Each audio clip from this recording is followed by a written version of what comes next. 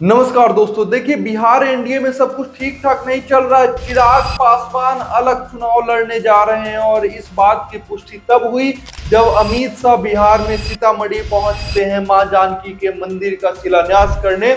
और उस वक्त मौजूद होना था केंद्रीय मंत्री, एनडीए का अहम साथी माना जाता है लोक जनशक्ति पार्टी रामविलास के अध्यक्ष सर्वे सर्वा केंद्रीय मंत्री चिराग पासवान को होना था उस जगह पे, लेकिन उस जगह से वो नदारद दिखते हैं। हालांकि कुछ लोग ये कह रहे हैं कि भाई चिराग पासवान जानबूझकर नहीं गए प्रेशर बनाने के लिए, तो कुछ लोग कह रहे हैं कि अमित शाह ने उन्हें नहीं बिठाया अपने साथ, उन्होंने मना करवा दिया और चिराग पासवान गाड़ी में बैठे रह गए, लेकिन वो मंच तक नहीं पहुंचे, शिलान्यास कार्यक्रम तक नहीं पहुंच पाए, जबकि हर जगह उनका नाम चल रहा था कि भाई चिराग पासवान यहाँ पे आने वाले हैं। अब चिराग पासवान का क्या मामला है समझिए। जब भी चुनाव आता है चिराग पासवान प्रेशर पॉलिटिक्स खेलते ही खेलते हैं। रामविलास पासवान को एक समय में मौसम वैज्ञानिक कहा जाता था और उन्हीं के पुत्र हैं चिराग पासवान। अब समय है बिहार विधानसभा चुनाव का।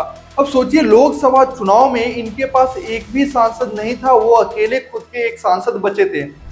उस दौरान लोग कह रहे हैं कि भाई बार्गेनिंग करके भाजपा से 5-5 सीट लाना आसान बात नहीं था और आने वाले समय में चिराग पासवान को सीएम भी बनना है, तो कम सीटों में अगर चिराग पासवान लड़ेंगे तो उनका दायरा सीमित हो जाएगा। वो चाहते हैं या तो हम एनडीए गठबंधन में लड़े तो ज्यादा से ज्यादा सीटों पर लड़े, नहीं तो अकेले लड़े। वो अपना दायरा सीमित करके नहीं रखना चाहते हैं और इसीलिए वो लगातार एनडीए की जो सरकार है बिहार में उस पर सवाल खड़ा करते रहते हैं और इसी कारण विपक्ष को मौका मिल जाता है और विपक्ष कहती है कि उनके पक्ष के लोग तो सवाल खड़ा कर रहे हैं तो उनपे तो वो कुछ बोल नहीं रहे, सिर्फ विपक्ष को टारगेट कर रहे हैं। अब सोचिए, एनडीए गठबंधन में चिराग पासवान, एनडीए गठबंधन में नीतीश कुमार, लेकिन नीतीश कुमार की जब भी कोई गलती होती है चिराग पासवान पीछे नहीं हटते हैं। चिराग पासवान मुखरता पूर्वक नीतीश कुमार का विरोध करते हैं, कहते हैं कि भाई ये भी कोई सरकार चल रही है, सरकार एकदम पूरी तरीके से विफल है। अब वो आगे क्या कहते हैं, यहीं तक नहीं रुकते हैं चिराग पासवान। चिराग पासवान आगे कहते हैं कि हमारी सरकार आने दीजिए, बिहार फर्स्ट, बिहारी फर्स्ट की सरकार आने दीजिए, तो हम लॉ एंड ऑर्डर मजबूत करेंगे, शिक्षा स्वास्थ्य सही करेंगे। इसका मतलब चिराग पासवान इनडायरेक्टली कह रहे हैं कि नीतीश कुमार ने कोई काम नहीं किया है, न शिक्षा पे, न स्वास्थ्य पे, न लॉ एंड ऑर्डर पे। अब देखिए, इन तमाम बातों से अमित शाह है नाराज। अमित शाह जब सीतामढ़ी पहुंचते हैं तो या तो उनका निर्देश रहा होगा या फिर चिराग पासवान, जो भी मामला रहा हो, दोनों पक्ष हम आपको समझाते हैं। या अमित शाह नहीं चाह रहे होंगे कि चिराग पासवान हमारे साथ है, चिराग पासवान हमसे मिले, क्योंकि बड़बोले नेता के तौर पे देखे जा रहे हैं एनडीए के अंदर खाने में। दूसरा पक्ष ये होगा कि चिराग पासवान प्रेशर बनाने के लिए कि हम एकजुट नहीं है, इसका संदेश भी जाना चाहिए। हालांकि बाद में उन्होंने स्पष्टीकरण दिया कि भाई बारिश हो रही थी, मौसम ठीक नहीं था, मुझे पहुंचने में लेट हो गई, जो भी है, लेकिन सच्चाई यही है कि सीट बंटवारे में सब कुछ ठीक ठाक नहीं चल रहा है। हर पार्टी चाह रही है हम ज्यादा से ज्यादा लड़े। अब इसको लेकर महासंग्राम छिड़ी हुई है।